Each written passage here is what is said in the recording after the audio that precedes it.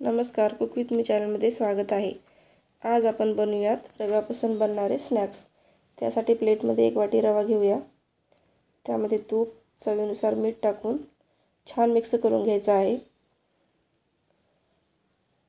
छान मिक्स झाल्यानंतर त्यामध्ये पाणी टाकून आपल्याला जसं चपातीचं कणिक मळतो त्याप्रमाणे मळून घ्यायचं आहे।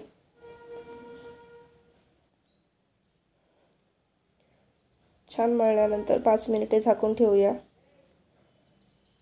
त्यानंतर स्नॅक्सला चटपटीत बनवण्यासाठी आपण इथे एका वाटीमध्ये मसाला बनवून घेऊ। त्यामध्ये चाट मसाला, लाल तिखट, काळं मीठ, साधं मीठ टाकून छान मिक्स करून घेऊया। कणिक छान मऊ झालेलं आहे। आता पोळी लाटून घ्यायची आहे। पोळी छान पातळ लाटून घेऊया। पोळी लाटल्यानंतर साईडच्या कडा कट करून घ्यायचा आहे।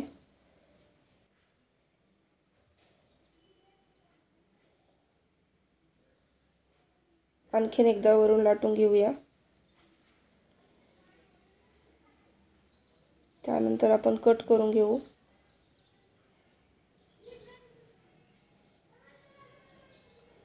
मी इथे ट्रायंगल शेपमध्ये कट केला आहे। तुम्ही तुमच्या आवडीनुसार शेप देऊ शकता।